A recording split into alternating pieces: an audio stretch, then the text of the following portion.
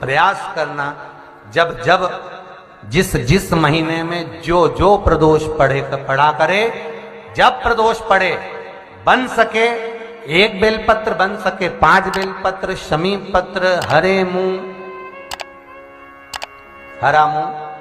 बेलपत्र, एक कलश के अंदर थोड़ा सा पानी लेकर 1 बेलपत्र, हरा मूंग, शमी पत्र डालकर और उसमें थोड़ा सा गुड़ डालकर भगवान शिव का स्मरण कर कर प्रदोष काल में, मान लो कोई काम आपका बहुत जरूरी है, बहुत दिनों से आप थक गए हैं, नहीं हो रहा, कर्जा बढ़ रहा है, धन नहीं आ रहा, व्यापार नहीं चढ़ रहा, या कोई समस्या बहुत प्रबल है, कोई एग्जाम में बैठ रहे हो, नहीं हो रहा, परीक्षा भी दे दी है, रिजल्ट आने ही वाला है, तो भी प्रदोष काल में, प्रदोष के समय वो जल, मूंग, समीपत्र और बेलपत्र और गुड़ का शंकर के शिवलिंग को समर्पित करना प्रारंभ कर दो। 2 या 3 प्रदोष करोगे, बाबा आपकी मनोकामना शीघ्र पूर्ण कर देगा। 2 या 3 करो, बाबा करेगा। गुरुवार की प्रदोष पड़ती है तो शिव गंगा के स्थल पर निवास करते हैं। गुरुवार की प्रदोष शत्रुओं का नाश करती है। ऐसी प्रदोषों का नियम वर्णन किया, फिर लिखा शिव महापुराण में, बड़ा सुंदर लिखा वेदव्यास जी ने। मान लो आप प्रदोष का व्रत नहीं कर सकते, आप अगर व्रत नहीं कर सकते तो प्रदोष के दिन, प्रदोष काल में शाम का समय, सूर्यास्त का कुछ पल, कुछ घड़ी के पहले से लेकर बाद तक का प्रदोष काल के अंतर्गत आप शंकर जी के मंदिर में जाकर 1 लोटा पानी, 5 बेलपत्र भी अगर समर्पित करते हैं तो संपूर्ण प्रदोष का फल आपके भाग्य में प्रबल हो जाए। शिव महापुराण में शिव कथा कहती है, नंदी का 1 पांव जो ऊपर होता है, आप लोग दर्शन करे होंगे शंकर जी के मंदिर में नंदी के, तो नंदी का 1 पांव उठा हुआ होता है, 1 पांव नीचा की ओर होता है।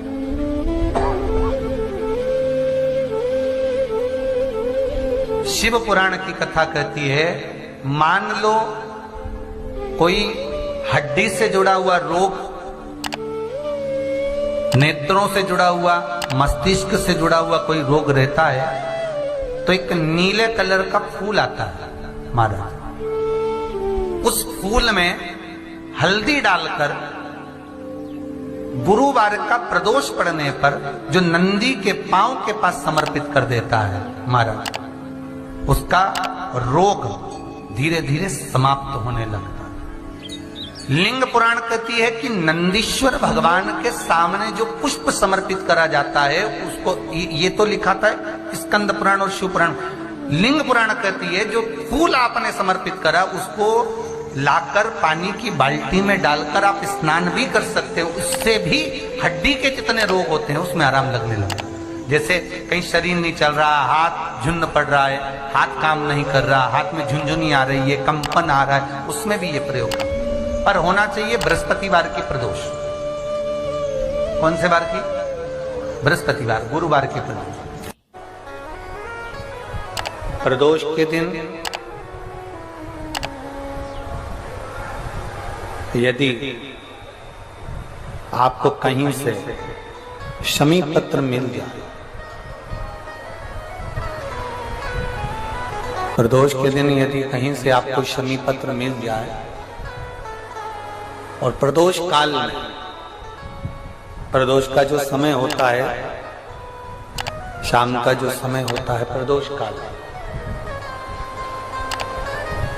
4 प्रदोष, 5 प्रदोष, अगर कोई बीमारी ऐसी हो गई कि वो समाप्त नहीं हो रही, बड़ी बड़ी तकलीफ, मतलब एक बार दवाई अगर चालू हो गई तो दवाई बंद ही नहीं हो रही है, तो उसके लिए आपको 3 जगह पर जल चढ़ाना प्रारंभ कर दो। मात्र 1 हफ्ते, 1 हफ्ते से ज्यादा चढ़ाना भी नहीं पड़ेगा। जैसे 1 हफ्ते आप टेबलेट लेते हो, गोली लेते हो, 1 हफ्ते चढ़ाना प्रारंभ कर दो। सबसे पहले बेलपत्री के पेड़ के नीचे क्या करना है, जल का पात्र लेना है, उसमें 2 दाने चावल के डालिए, 2 दाने अक्षत के डालिए। पहले बेलपत्री के पेड़ के नीचे जाओ, वहां जल चढ़ाओ, फिर जाइए पीपल के वृक्ष के नीचे, वहां जल चढ़ाइए। आखिरी में या तो शमी के नीचे या फिर आंवले के नीचे, इन दोनों में से कोई एक वृक्ष जिसके नीचे। पर एक हफ्ते अगर आपने आंवले में चढ़ाया है तो आंवले में ही चढ़ाना, शमी में चढ़ाया है तो शमी में चढ़ाना है। ये बदल के मत चढ़ाना कि आज मैं शमी में चढ़ा देती हूँ कल आंवले में चढ़ा दूंगी, ऐसा नहीं।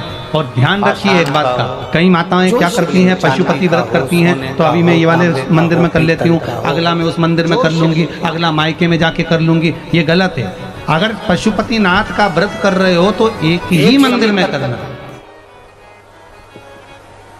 यदि आप भगवान शंकर के शिवलिंग पर समर्पित कर रहे हो और उस शमी पत्र को उठाकर रात्रि को 9:15 की जो एक मुहूर्त होता है, एक समय होता है, जिस समय पर हम अपने मन की बात भगवान शंकर को कहते हैं, पूर्व में भी इसका वर्णन हम कर चुके हैं कथाओं में। उस 9:15 पर वो शमी पत्र को उठाकर एक कागज में, एक कटोरी में उसको रखते हैं। 4 या 5 प्रदोष के उस शमी पत्र को अपने पास में रखिए और जिस कार्य के लिए जा रहे हो उसको जेब में ऊपर के भाग में उसको रखकर लेकर जाइए। आपका वो कार्य सफल होकर ही रहेगा, वो रुक नहीं सकता। तो शमी पत्र में इतना बल होता है, प्रदोष का जो शमी पत्र होता है वो बड़ा बलवान होता है, बड़ा प्रदोष, शिवरात्रि, सोमवार, सोमवार की अष्टमी। प्रदोष भी हर महीने आती है, शिवरात्रि भी हर महीने आती है, सोमवार भी हर महीने 2, 3, 4, 5 पड़ी जाती है। सोमवार की अष्टमी जरूर साल भर में 4 या 5 आते हैं। सोमवार, प्रदोष, शिवरात्रि, सोमवार की अष्टमी, ये वो तिथियां हैं, ये वो वार हैं।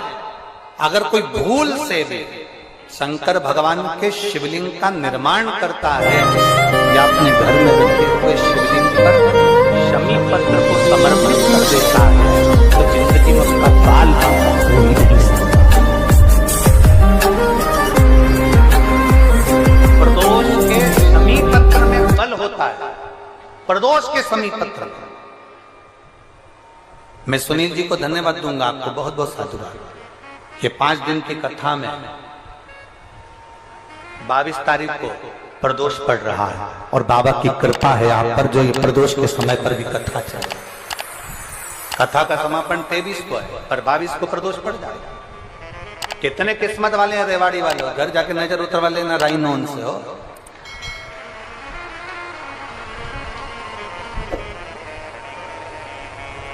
शिव की कृपा कितनी है आप। जिस प्रदोष व्रत का हम वर्णन करते हैं, जिस प्रदोष के दिन का आपको बधाई कल हमने दी थी कि प्रदोष की आपको बधाई हो। प्रदोष शाम का जो समय होता है, प्रदोष काल जो होता है, उसका वर्णन जब हम करते हैं, ये प्रदोष की पूजन का विधान किसने बनाया, ये प्रदोष की पूजन का नियम किसने बनाया, ये प्रदोष की संध्या काल का, प्रदोष के समय का पूजन का विधान कौन बनाया, ये प्रदोष के समय पर एक बेलपत्र चढ़ाने का विधान किसने बनाया, प्रदोष के समय पर एक शमी पत्र चढ़ने का विधान किसने बनाया। प्रदोष के समय पर अगर मान लो कोई भिखारी से भिखारी व्यक्ति भी है जो ठेला चला रहा है, उसके पास में खाने के लिए कुछ नहीं है, फटे कपड़े पहन रहा है, उसकी जिंदगी में कुछ भी नहीं बचा और कर्जे में लदालूम हो गया, एक चावल का दाना अगर वो प्रदोष के दिन, प्रदोष काल में शाम के समय पर शंकर के शिवलिंग पर चढ़ा देता है तो 3 या 4 प्रदोष में उसका कर्जा चूकना प्रारंभ हो जाता है। प्रदोष का विधान।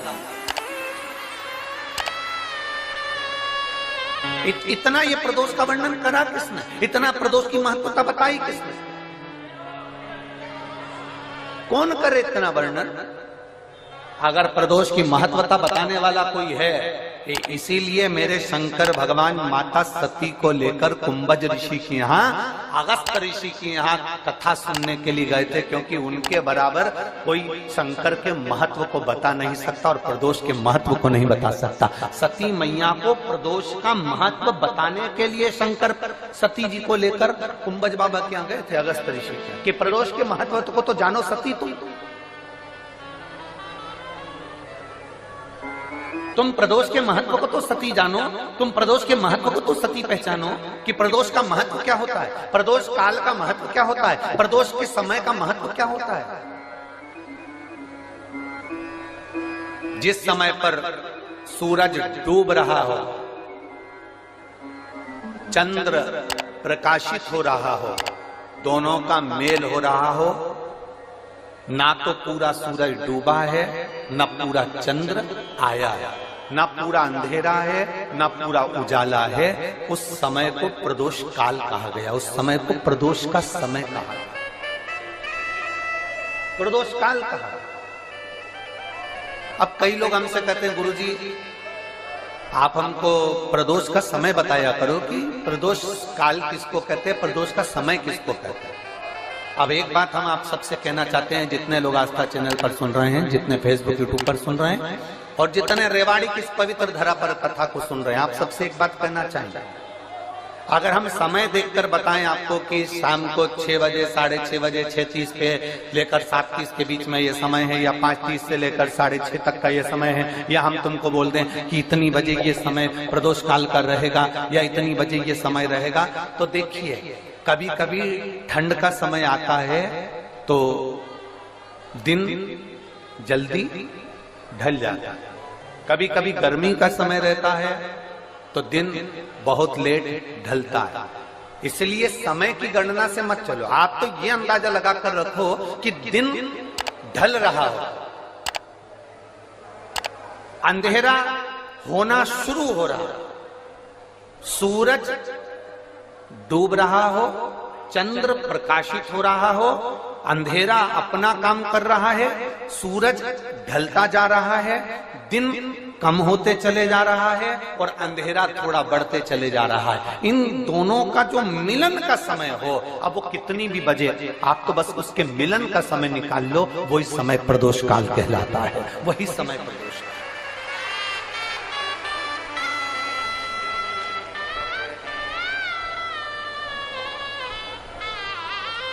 अब प्रदोष काल की पूजन का विधान किसने बनाया? कोई आपसे पूछे तो क्या बताओगे? जम के बोलो जल्दी से, कौन ने बताया था? अगस्त ऋषि।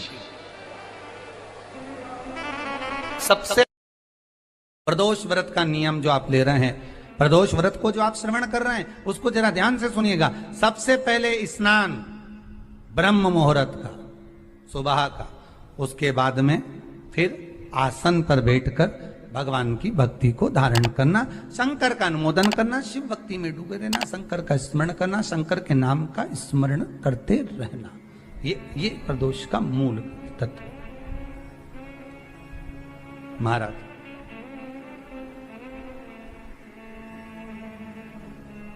प्रदोष व्रत करने वाले को भोजन नहीं करना चाहिए,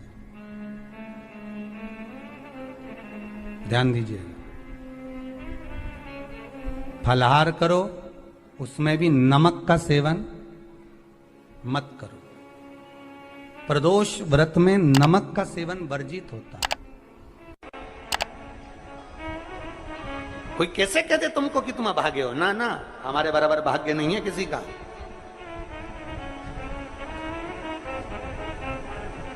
तुम्हारी ग्रह खराब है,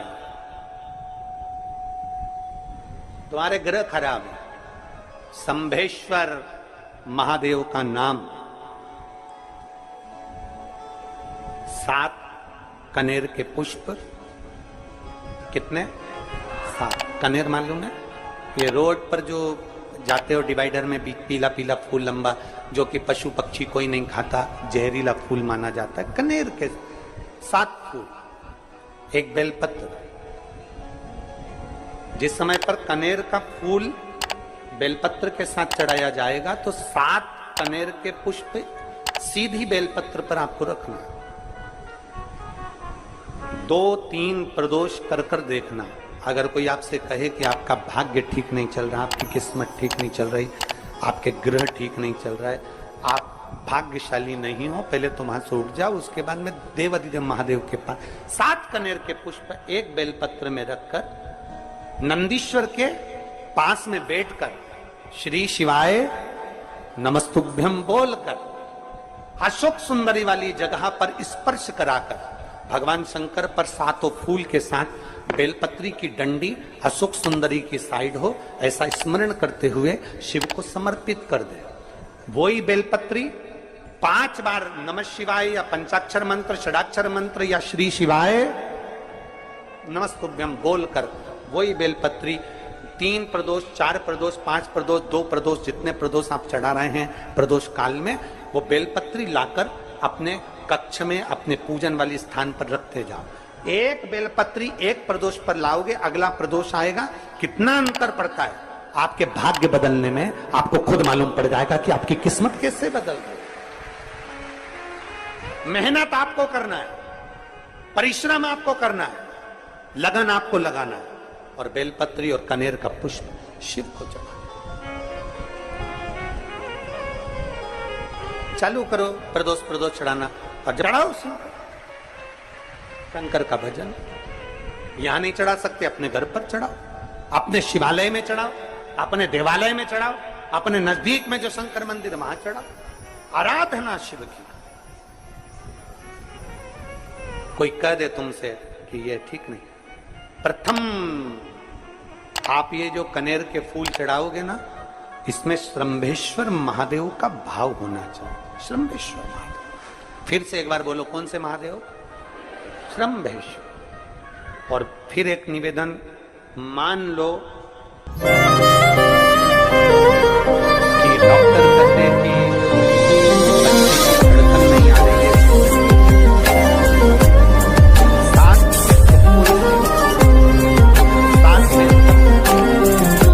अशोक सुंदरी वाली जगह पर एक एक कर कर बेलपत्र, एक बेलपत्र एक पुष्प अशोक सुंदरी वाली, एक बेलपत्र एक पुष्प अशोक सुंदरी वाली जगह पर चढ़ा दीजिए, और एक बेलपत्र उसमें से एक पुष्प लेकर अपने घर जाइए, और 15 दिन के बाद वापिस उस बच्चे की सोनोग्राफी जांच डॉक्टर के कहने से कराइए। बाबा उस बच्चे की धड़कन, श्वास और शरीर पूरा देगा। श्रंभेश्वर महादेव में, श्रंभेश्वर महादेव का जब नाम लिया जाता है तो 33 कोटि देवी देवताओं का एक साथ नाम उच्चारण हो जाता है। 33 कोटि देवता श्रंभेश्वर।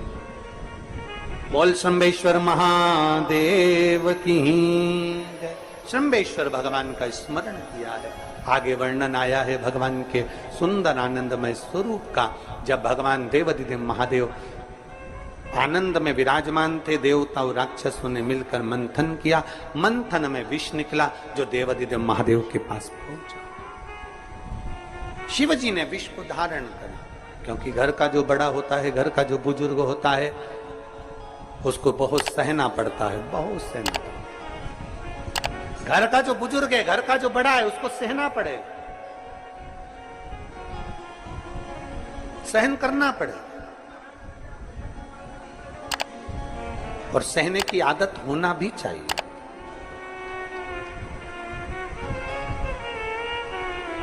सहने की आदत होना भी चाहिए। सब जैसे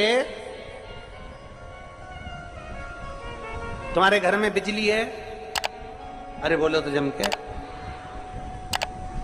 लाइट बिजली है, प्रत्येक घर में बिजली होती है,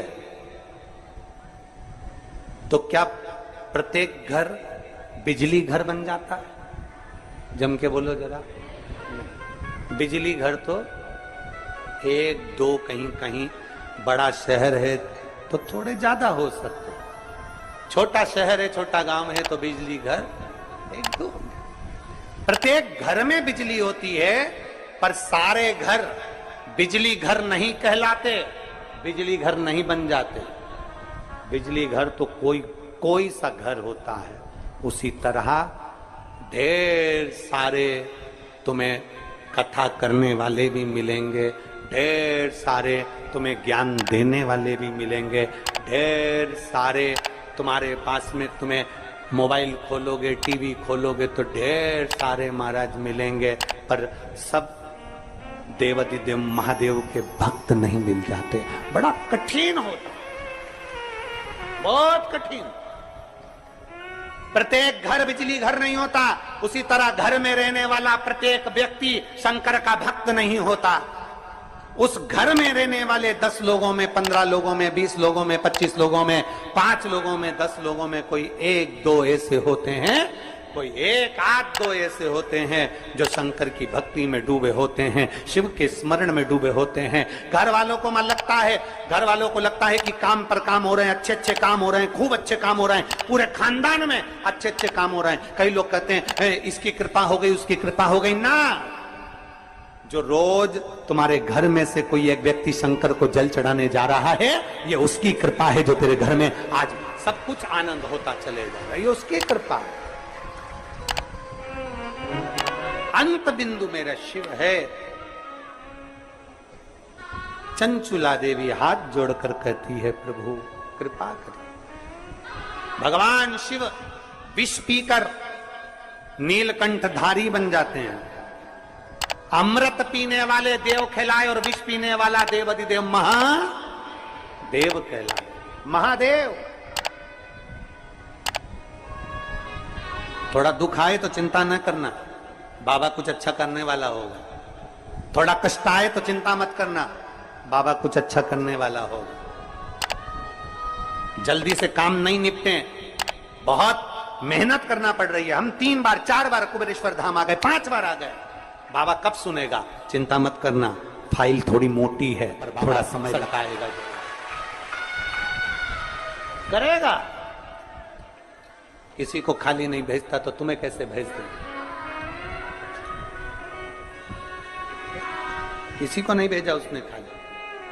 ये इतने एक बहन ने तो पूरी डॉक्टरों की 1 2 3 4 5 6 7 फाइल लगाई। 7 डॉक्टरों की, 7 डॉक्टरों की फाइल लगाई है।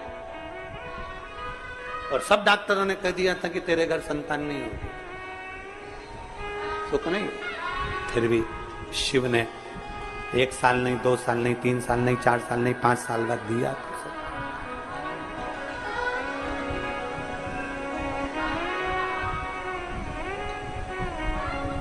देता जरूर है, थोड़ा समय लग सकता है। विष पीने के बाद भी बाबा का नाम नीलकंठधारी हो गया, त्रिपुंडधारी हो गया, त्रिकालदर्शी, कैलाशी, अविनाशी हो गया। क्या नहीं देता? शिव कथा कह रही है, भगवान शंकर का चरित्र कर रहा है, शिव महापुराण की कथा कर, ओगड़दानी का चरित्र, बाबा के सुंदर 12 ज्योतिर्लिंग का चरित्र श्रवण कराया, वर्णन किया। फिर वर्णन आया है मल्लिकार्जुन का। कार्तिकेय बाबा जब रुष्ट होकर चले गए तो उनको श्री शैलम पर जाकर मनाया, मल्लिकार्जुन के रूप में विराजमान। जब अपने नजदीक में, अपने क्षेत्र में शिव महापुराण की कथा हुआ करे तो 7 दिन नहीं तो छठे दिन, 7वें दिन, एक